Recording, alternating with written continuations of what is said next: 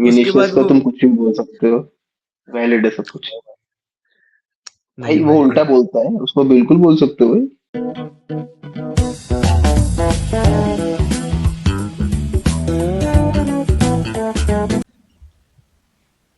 तो welcome back guys, आप सबका फिर से स्वागत है 2026 के पहले एल क्लासिको के में, जो कि सुपर कोपा फाइनल होगा। अभी लास्ट मैच हमने देखा मैड्रिड का। क्या सुंदर मैच। वेलवर्दे का क्या प्यारा, इतने समय बाद गोल आया और ऐसा आया कि मतलब उसमें नेट ही नहीं, बारसा वालों की भी फट गई होगी। और बाकी जो चीजें हुई मैच के दौरान, अब वो सब अलग चीज है। पर अब बारसा अगला टारगेट है मद्रिद का। तो अब हम इस वीडियो में यही देखेंगे कि क्या होगा आने वाले समय में, और क्या कितने स्कोर से हारेगी बारसा, है ना। तो पहले हम संभव जी से पूछेंगे, सैम लोला जी से, कि उनका क्या ओपिनियन है मैच का और बारसा कैसी लग रही उन्हें। धन्यवाद। तो देखो, मैं जितना चाहता हूँ कि रियल मैड्रिड हारे, पर मैं अभी एक बड़ा अच्छा अनबायस सा वो दूंगा। देखो, अब एम्बापे वापस आ रहा है और अच्छे चांसेस है, रिपोर्ट्स है कि वो खेलेगा। ठीक है। और दूसरी क्या बात है कि बार्सिलोना का जो मोमेंटम है ना, वो काफ़ी अच्छा रहा है। लास्ट के 2 मैचेस, जिसमें से एक सुपर कोपा का सेमीफाइनल ही था, उसमें तो उन्होंने 5-0 हराया है। उससे पहले एस्पानियोल को 2-0 हराया है। तो मतलब उनकी डिफेंस काफ़ी अच्छे मोमेंटम में है। और जब ऐसे फाइनल्स होते हैं ना, जब इक्वली मैच्ड होते हैं, तब मोमेंटम बहुत काम आते हैं। तो बार्सिलोना अभी अच्छी पोजीशन में है। रियल मैड्रिड भी अभी अच्छे गेम जीत के आई है, पर अब रियल मैड्रिड 1-2 गोल खाई है मैचेस में। तो उसमें थोड़ा सा मान सकते हैं कि बार्सिलोना ऊपर है। बाकी अब क्या है कि मुझे लगता है कि जैसे बार्सिलोना थोड़ा हाई लाइन खेल रही है, अगर एम्बाप्पे विनीशियस खेले तो वो स्पीड से निकाल देंगे गेम। तो मुझे ऐसे साइड्स पिक करनी होगी तो मैं बार्सिलोना लूँगा, only because I am a city fan. पर इक्वली बराबरी है और ऐसे मज़ा आएगा देखने में। ये तो खैर इन्होंने बड़ा ऐसे डिप्लोमेटिक सा आंसर दे दिया है। अच्छा है, पर चलिए सिटीज फैन से इससे ज्यादा क्या एक्सपेक्ट करेंगे हम। तो नुआ ये जी आप फैक्ट्स होते हैं, बताइए इसको ऐसा। फैक्ट्स का मतलब होता है हाँ, अरे आपको ठीक पता है नहीं होए। आप। चलिए आगे बढ़ते हैं। तो नोआ भाई, ऐसा बारसा फैन, आपको क्या लगता है कि आप कितने, कैसे हारेंगे। अरे चलना है। ठीक है, ये देखो देखो, जैसे सिटी वाला बोल रहा था ना, जैसे जैसे मुझे सैम गवार्डियोला है कि बारसा अच्छी मोमेंटम में चल रही है। अच्छी मोमेंटम 2 मैच का नहीं है, 9 मैचेस से जीत रहे हैं, पिछले 9 मैच जीते हैं लगातार। ठीक है, तो मोमेंटम कुछ ज्यादा ही अच्छा है। पर वही है ना कि जो डिफेंस वाली बात थी, कंसीडर तो बहुत करेंगे हम गोल। दो दो या 3 गोल तो खाएंगे, तो हमें पता है एम्बापे स्टार्ट कर रहा है, खाना तो है गोल। पर वही नहीं, हम आउटस्कोर कर देंगे, इसका तो पूरा सर्टेनिटी गारंटी है इसका। कोई दिक्कत नहीं है। और वही ना जी, जिससे ये हाई लाइन वाली बात है ना, हाई लाइन तो थोड़ा बहुत मैं क्या, हैंसी फ्लिक ने थोड़ा बहुत छोड़ दिया। हाई लाइन रखता है, उतना इंटेंसिटी से नहीं रखता है जितने वो पहले रखता था। तो उसे भी समझ आ गया कि एम्बापे के सामने ये चलता नहीं है, कि भाई वो कुछ ज्यादा ही अच्छा फॉर्म में है। पर हाँ, मैच तो अच्छा होगा, बारसा तो इजिली जीत रही है, उसका कोई डाउट नहीं है भाई। 5-0 एथलेटिक क्लब को हराना कोई इतना आसान बात नहीं है। अच्छी क्लब है, मतलब आउट ऑफ फॉर्म है पर अच्छी क्लब है। तो हाँ, काफी अच्छा मैच होगा। देखिए मैंने तो पिछले वीडियो में ही बता दिया था कि अब यही यही जनवरी के महीने से मैड्रिड अपना वो यूसीएल रन स्टार्ट करेगी, और इस बीच में जो आएगा वो बहता चला जाएगा साथ में। लास्ट मैच में देखो जैसे हुआ, पिछले एथलेटिक की हार का बदला लिया गया है। अभी बारसा को फिर से हराएंगे, फिर अभी ये पूरा वहां तक जाएगा। और खैर मैच के बाद जो जो हुआ उस सब बारे में अगर अब अगर हम बात करें, जैसे जो सिमियोने ने विनी को कहा है और उसके बाद विनी भाई को बैठना पड़ा है, भाई ये तो मेरे को मतलब तो बहुत मजा आया था। भाई सिमियोने मतलब क्या बंदा है, कितना बकचोद इंसान है मतलब सही भाई। में बहुत।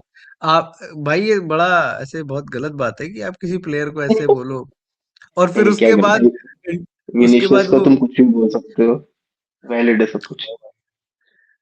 भाई नहीं वो भाई, उल्टा बोलता है, उसको बिल्कुल बोल सकते हो भाई। चलो ठीक है, पर एज अ मैनेजर भाई, आप 10-12 साल से इतने बड़े क्लब के मैनेजर हो, आपसे तो कोई एक्सपेक्ट नहीं करेगा कि आप भाई ऐसी बातें करो। ये ये तो फिर भी ठीक है, जो मोरिनियो करता था ना उसे बोलते हैं भाई खराब वो चीज, ये तो फिर भी। मोरिनियो मुरीनो एक्सेप्शन है भाई, वो स्पेशल वन है, वो कुछ भी कर सकता है वो, ठीक है, उसकी बात वो अलग तो है। है सर। और उसके बाद फिर ये एम्बापे वाली बात है, अगर जैसे हैंजी फ्लिक से भी काफी इंटरव्यूज पूछ रहे थे कि लमीन यमाल खेलेगा या नहीं खेलेगा, तो उसने कहा कि यमाल खेलेगा। इधर से भी एम्बापे भाई ने पोस्ट डाल दी कि अस्सलाम वालेकुम दुबई, हाँ, आगे पोस्ट पोस्ट डाल दी है। अब मैं वेट कर रहा हूँ यमाल भाई कब स्टोरी डालेंगे मैच के पहले वाली। जमाल भाई तो और बिल्कुल फिर, डालेंगे, उसका तो हाँ, फिर डालना ही स्टोरी हटानी पड़ेगी वो बात अलग है। पर देखो है, इस बार तो मैड्रिड की डालेंगे। सच्चाई यही है कि अगर आप एथलेटी वाला मैच भी देखो तो उसमें भी सेकेंड हाफ में काफी, मतलब कुछ कुछ मैं लकी ही बोलूंगा कि लकी सेव थे। जैसे चुआमेनी के इंटरसेप्शन थे, क्रॉसेस क्रॉसेस इंटरसेप्ट कर, लकी थे वो, काफी लकी थे वहां पे, क्योंकि डिफेंस बहुत आराम से खुल जा रहा था मैड्रिड का। बीच में इनफैक्ट जब जब सीबी मेंडी को सीबी खिला रहा है भाई, मेंडी जब सीबी खेल रहा था तब तो और गंदा खोल रहा था, तो कोर्तुआ भाई पे बहुत प्रेशर तो जैसे रहता ही है, रहेगा ही। पर आगे मुझे लगता है एम्बापे भाई काफी संभालेगा, और गार्सिया भी पर शायद खेले। मेरे को तो जो लगता है ना, जो मैड्रिड के प्रोज एंड कॉन्स है ना, जैसे अभी करंटली ना बेलिंगम का फॉर्म बहुत ज्यादा अच्छा है, लाइक वर्ल्ड क्लास फॉर्म में खेल रहा है, तो वो बहुत अच्छी चीज है उनके लिए। रोड्रिगो भी अपना पूरा फॉर्म रिगेन कर चुका है, बहुत अच्छी चीज है उनके लिए, ये सब प्लस पॉइंट्स। और एम्बापे का फॉर्म तो गिरेगा नहीं, तो इनके लिए ये तीन प्लेयर्स बहुत इंपॉर्टेंट रहेगा कल के लिए। और कोर्तुआ तो ऑब्वियसली इंपॉर्टेंट रहेगा, बिग गेम प्लेयर है वो, उसपे तो कोई डाउट्स नहीं है, वो तो चलो कांस्टेंट खेलता है।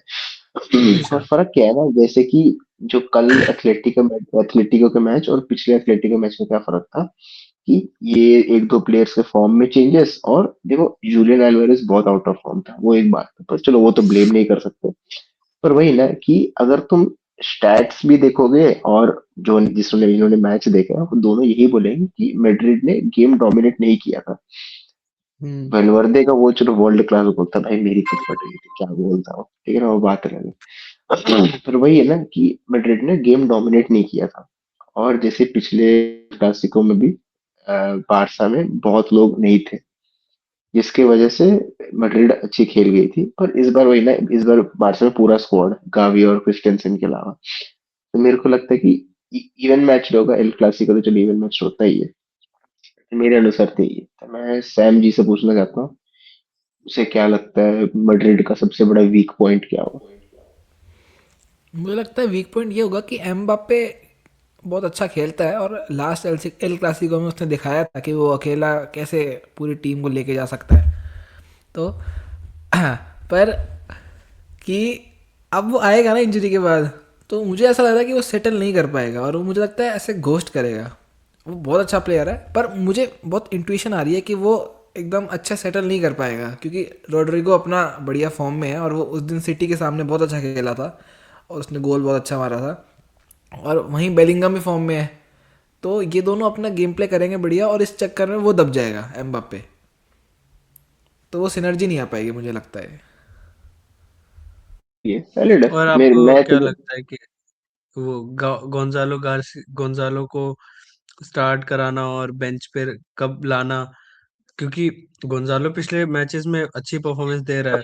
अब ऐसे प्लेयर को हैट्रिक मारी, गोल मारा, उसे बेंच करके आप अपने स्टार मतलब प्लेयर सिर्फ इसलिए कि वो स्टार प्लेयर है तो उसको खिलाना, बात इसके ये है ना बावजूद कि वो। देखो, एम्बाप्पे अगर सोच लो मैच फिट है, तो उसको तो कोई बेंच नहीं करे, दुनिया में कोई बेंच नहीं कर रहा उसे, ठीक है। पर देखोगे तो अगर वो पूरा फिट नहीं है, तो गोंजालो गार्सिया भी अच्छा प्लेयर है। बारसा अगेंस्ट बारसा, जो ऑफ द बॉल मूवमेंट वाले प्लेयर्स और जो सेट पीसेस में एक्सेल करते हैं ना, उनके अगेंस्ट वीक होती है काफी, जैसे सॉर्लॉथ, ठीक है, गिरेसे देखोगे, ठीक है, तो इनके अगेंस्ट बारसा स्ट्रगल करती है।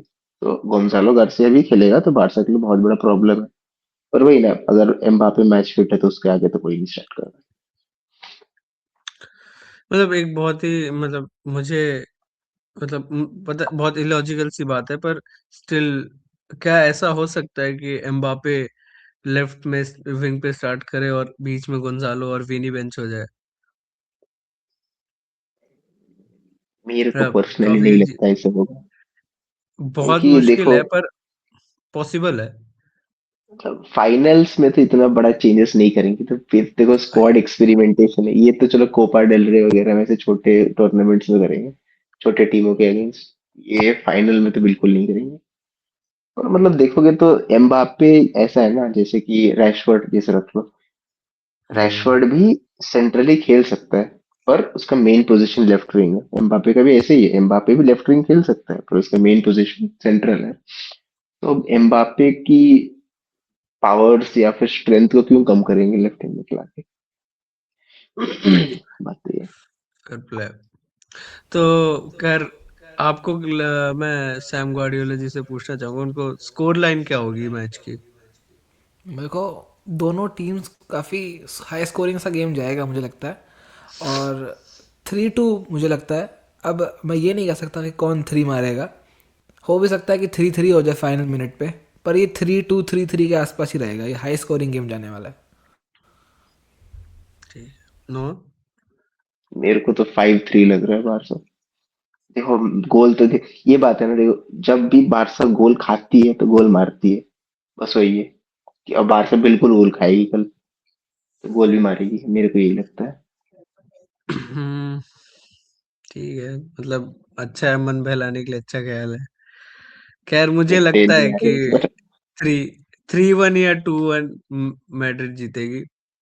सेम एथलेटिक जैसा मैच, ऐसी स्कोर लाइन भी हो सकती है और जीतेगी, और इसके बाद तो फिर जीत का सिलसिला पूरे साल चलेगा।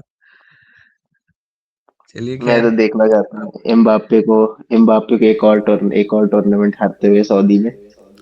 मैं चाहता हूँ ओह। कि अगर दिवेश जी इतना कॉन्फिडेंट है तो कुछ टेक पे लगाए कि नेक्स्ट वीडियो में उनको कुछ करना पड़े।